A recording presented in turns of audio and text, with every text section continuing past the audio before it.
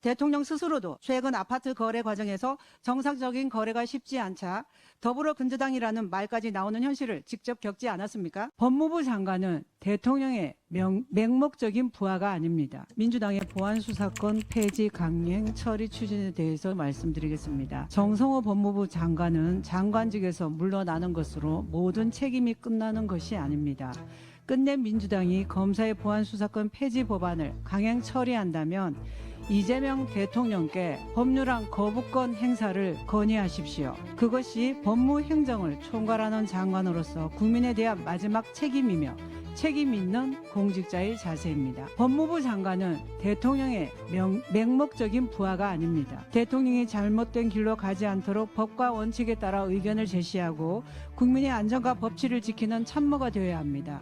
지금 현장은 어떻습니까? 경찰의 부실 수사, 사건 은폐, 수사 지연으로 인한 국민적 불신과 불안이 극에 달해 있습니다. 경찰, 검사, 상호 협력하고 보완하는 견제 장치는 반드시 국민을 위해 필요한 겁니다. 이러한 상황에서 최소한의 안전장치인 보안수사권마저 빼앗는 것은 국민을 범죄 위험 속에 방치하겠다는 선언일 뿐입니다.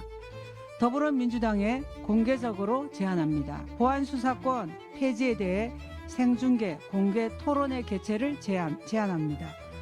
보안수사권 폐지가 갖고 올 폐해와 문제점을 국민 앞에서 허심탄회하게 가려봅시다. 국민의 생명과 안전이 걸린 엄중한 사안인 만큼 민주당이 진정 국민을 위한다면 검증의 장을 마다할 이유가 없을 것입니다. 비겁하게 입법 독주를 강행하지 말고 국민 앞에 먼저 토론에 응하십시오. 이 포스트를 한번 봐주십시오. 이재명 대통령이 20대 대선 후보 시절 국민께 직접 약속했던 부동산 공약입니다. 부동산 세금 확 줄이겠습니다. 재건축, 재개발 신속히 추진하겠습니다.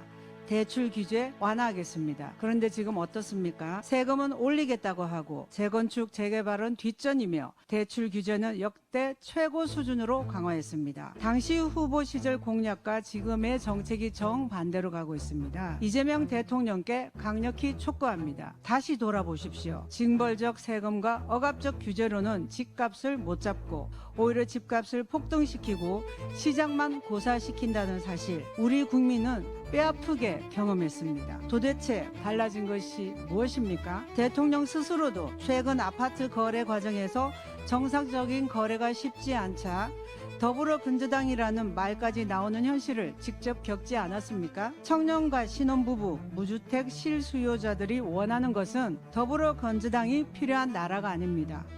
누구나 정상적인 대출을 받아 마음 놓고 집을 사고 팔고 이사할 수 있는 상식적인 대한민국입니다. 그때 국민께 약속했던 그 당시 그 마음, 반면교사의 마음, 그 공약으로 돌아가시길 요청드립니다.